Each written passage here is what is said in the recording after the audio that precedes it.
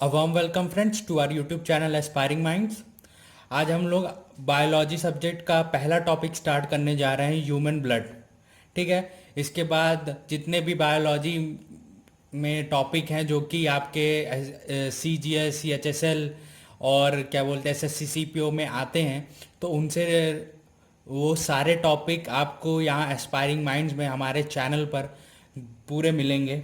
Right. तो चलिए शुरू करते हैं ह्यूमन ब्लड। ठीक है। अब देखिए, human blood is fluid connective tissue. तो ह्यूमन ब्लड जो है वो एक फ्लूइड कनेक्टिव टिश्यू होता है। ठीक है। The quantity of blood in the in the human body is 70% of total weight.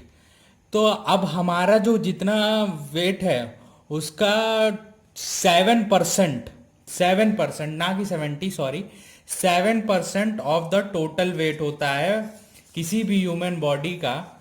वो क्या होता है? ब्लड। किसी भी ह्यूमन बॉडी के टोटल वेट का 7% होता है हमारा ब्लड। ठीक है। इसकी पीएच वैल्यू क्या होती है? पीएच यानी कितना एसिडिक है और कितना नहीं। ठीक है।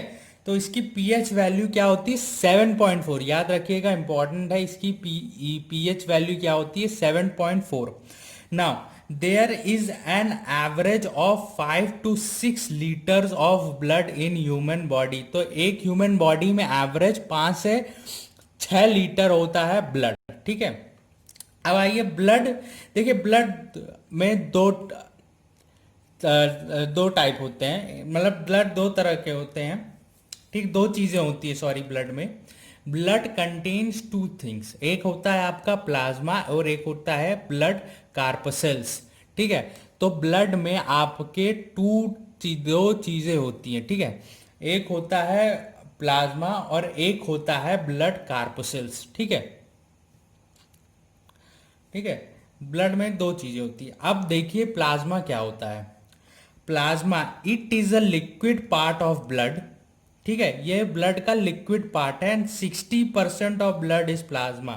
तो जो हमारा ब्लड है वो 60%, याद रखिएगा, इंपॉर्टेंट है, 60% प्लाज्मा होता है। ठीक है। ये प्लाज्मा जो है ये हमारा लिक्विड पार्ट है ब्लड का। ठीक है। अब देखिए फंक्शन क्या है प्लाज्मा का। ट्रांसपोर्टेशन ऑफ डाइजेस्टेड फूड, जो पचा हुआ खाना है उसको ट्रांसपोर्ट करना, hormones, excretory product etcetera from one part of the body to another. तो क्या है इसका प्लाज्मा का फंक्शन क्या है कि जो आपका डाइजेस्टिव पचे हुए खाने होते हैं, हार्मोन्स होते हैं, एक्सक्रेटरी प्रोडक्ट्स यानी जो मलदार प्रोडक्ट होता है उसको क्या करता है, एक बॉडी से दूसरे बॉडी में क्या करता है, ट्रांसपोर्ट करता है। ठीक है। ट्रांसपोर्टेशन। अब देखिए कि सीरम क्या होता है। SERUM, सीरम क्या होता है? When fibrinogen fibrinogen and protein is extracted out of plasma. तो प्लाज्मा में हमारे जो प्लाज्मा है हमारे, इसमें होता है फिब्रोजन और प्रोटीन। ठीक है। तो जब इनको बाहर निकाल लेते हैं, एक्सट्रैक्ट कर देते हैं आउट ऑफ प्लाज्मा, तो जो बचा हुआ प्लाज्मा है उसे हम क्या कहते हैं? सीरम कहते हैं। सीरम। तो याद रखिएगा, कभी कुछ पूछ सकता है कि सीरम क्या होता है। ठीक है। तो जो बचा हुआ हमारा प्लाज्मा होता है, जब हम फिब्रिनोजन और प्रोटीन एक्सट्रैक्ट कर देते हैं तो वो होता है सीरम। ठीक है। अब चलिए, अब देखते हैं ब्लड कार्पसेल्स। तो ब्लड कार्पसेल्स, अब ब्लड कार्पसेल्स आपके तीन तरह के होते हैं। ठीक है। एक होता है रेड ब्लड कार्पसेल्स, एक होता है ब्लड प्लेटलेट्स और होता है वाइट ब्लड कार्पसेल्स। एक को आप जानते होंगे आरबीसी कहते हैं, डब्ल्यूबीसी कहते हैं और ब्लड प्लेटलेट्स। ठीक है। अब देखिए कि 40% ऑफ ब्लड इज ब्लड कार्पसेल, कि 40% जो हमारा खून है वो ब्लड कार्पसेल्स है। 60% प्लाज्मा है हमारा ब्लड और 40% क्या है? ब्लड कार्पसेल्स। याद रखिएगा। अब आइए आरबीसी की बात करते हैं। ठीक है। तो RBC, there is no nucleus in it. तो एक न्यूक्लियस जो कि फाउंड किया जाता है हमारे आरबीसी, डब्ल्यूबीसी और प्लेटलेट्स में। तो ये आरबीसी में हमारा न्यूक्लियस नहीं होता, याद रखिएगा, आरबीसी में हमारा न्यूक्लियस नहीं होता। फॉर्म्ड इन बोन मैरो, ये कहाँ बनते कहाँ हैं आरबीसीज, ये बनते हैं बोन मैरो में। कहाँ बनते हैं? बोन मैरो में। इनकी लाइफ स्पैन कितनी होती है, मतलब कितनी दिन तक ये जिंदा रहते हैं, कितने दिन के बाद ये मर जाते हैं, या कितने दिन तक ये जिंदा रहते हैं। तो इनकी लाइफ स्पैन होती है 20 से 120 दिनों की, ठीक है, 20 से 120 दिनों की। डिस्ट्रक्शन मतलब ये कहाँ खत्म होते हैं? डिस्ट्रक्शन टेक, ये प्लेन नहीं है, प्लेस है, प्लेस इन लीवर, ठीक है। तो ये क्या लीवर में जाके खत्म होते हैं, ठीक है। It contains haemoglobin in which haem, HAEME, haem is iron containing compound and due to this the color of blood is red। तो आरबीसी याद रखिएगा, आरबीसी में हमारा हीमोग्लोबिन पाया जाता है। इस हीमोग्लोबिन में हेम होता है। हेम एक आयरन का कंपाउंड है, ठीक है, आयरन का कंपाउंड है, आयरन कंटेनिंग कंपाउंड है, ठीक है। तो जिसकी वजह से जो हमारा खून है वो रेड कलर का होता है, हीमोग्लोबिन, ठीक है।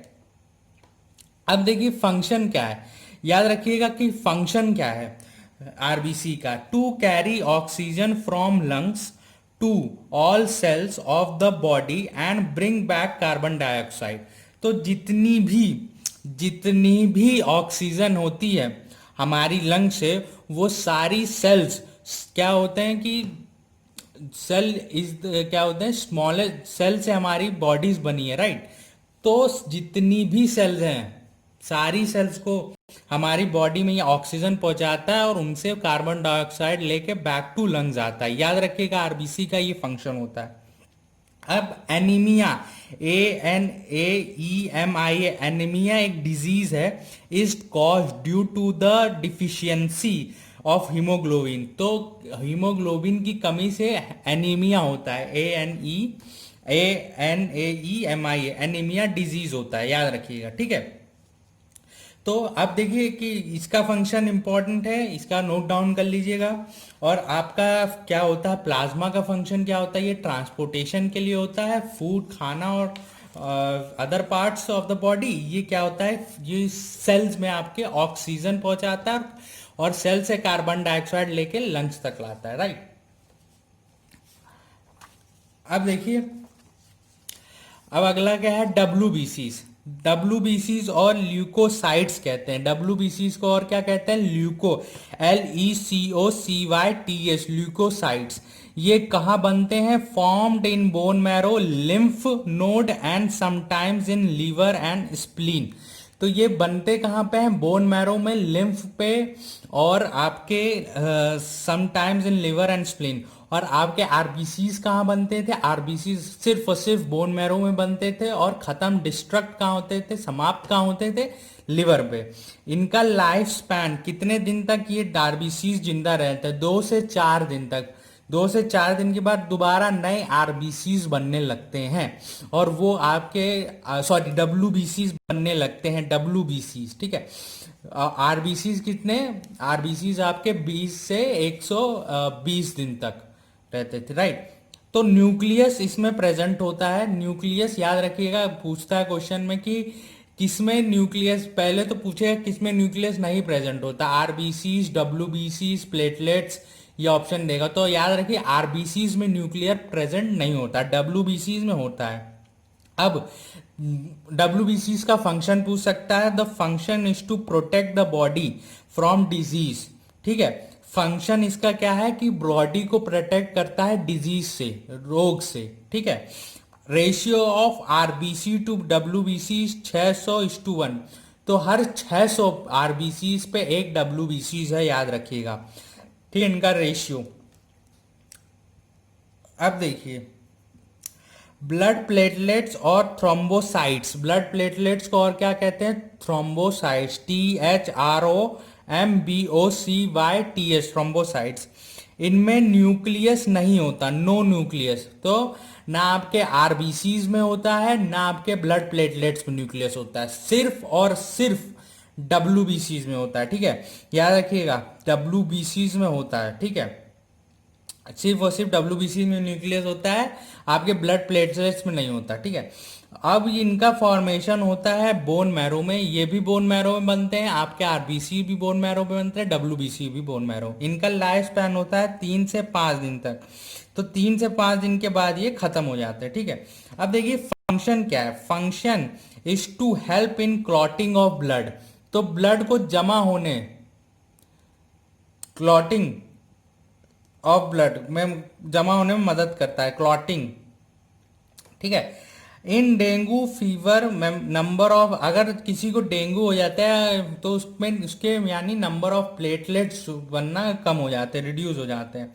अब पॉइंट्स टू नोट कर लीजिएगा, the compulsory protein for making blood clots of blood is fibrinogen, जो कंपल्सरी प्रोटीन है फिब्रोनोजन, जो आपके, ठीक है, ब्लड क्लॉटिंग में मदद करता है, वो है फिब्रोनोजन, FIBRINOGN, फिब्रोनोजन, ठीक है। अब देखिए, अब blood group of human body, तो ह्यूमन बॉडी के ब्लड ग्रुप वाले बात कर लेते हैं, ठीक है। तो ब्लड ग्रुप को डिस्कवर किसने किया था, ब्लड ग्रुप जो ह्यूमन बॉडी, हमारे बॉडी में ए बी ब्लड ग्रुप होते हैं ना, ए बी मतलब ए होता है, बी होता है, ए बी होता है और ओ होता है, राइट। तो वो ब्लड ग्रुप होते हैं, तो उनको डिस्कवर किसने किया था, लैंडस्टर्नर, LANSTEIRNER, लैंडस्टर्नर इन 1900 में, ठीक है।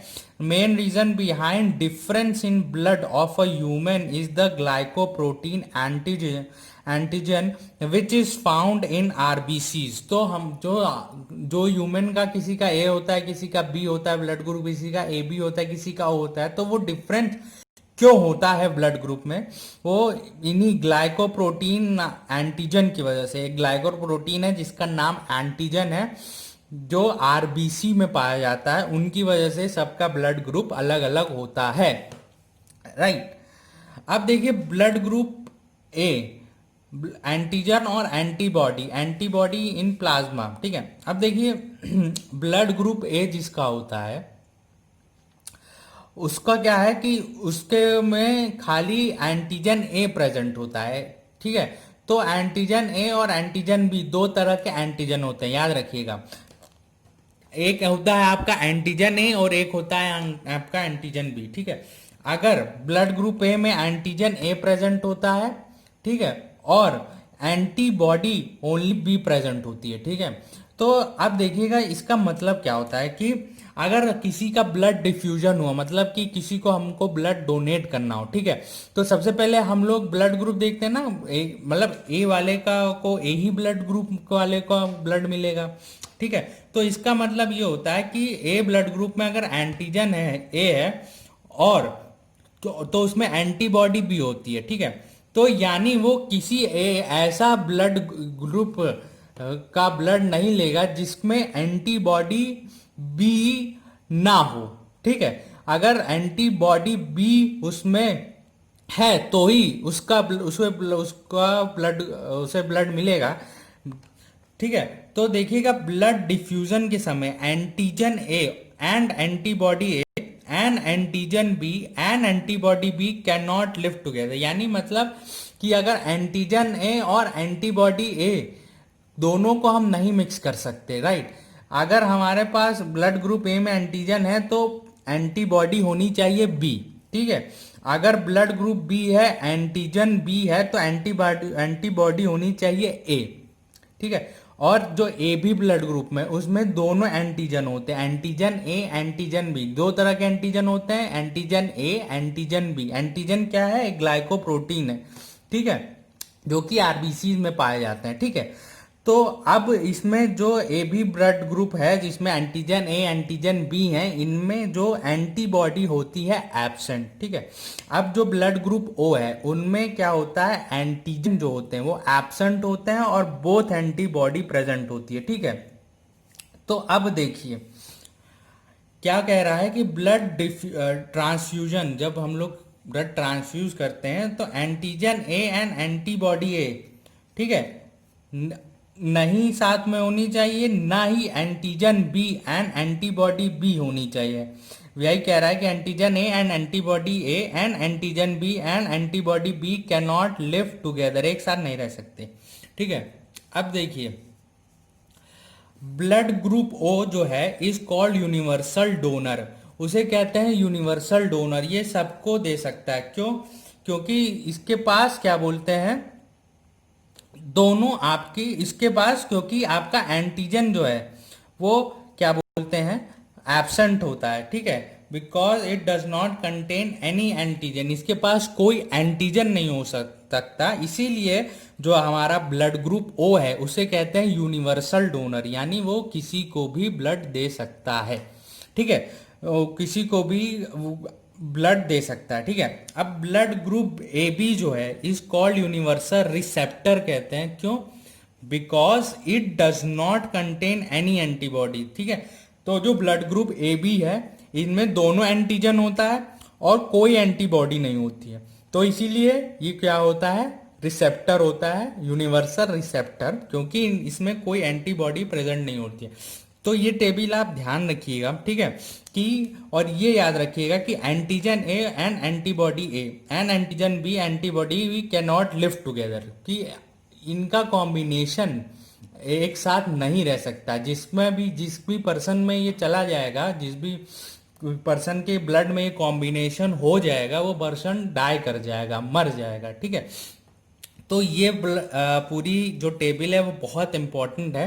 राइट, तो यहीं पे हमारा जो ह्यूमन ब्लड का जो टॉपिक है वो ख़त्म होता है। ठीक है, अगला जो टॉपिक होगा वो हम लेके आएंगे बायोलॉजी का। तब तक हमसे जुड़े रहिए और हमारे चैनल को लाइक शेयर कमेंट सब्सक्राइब ज़रूर करें अगर आपको हमारा लेक्चर पसंद आया हो तो। Right, thank you.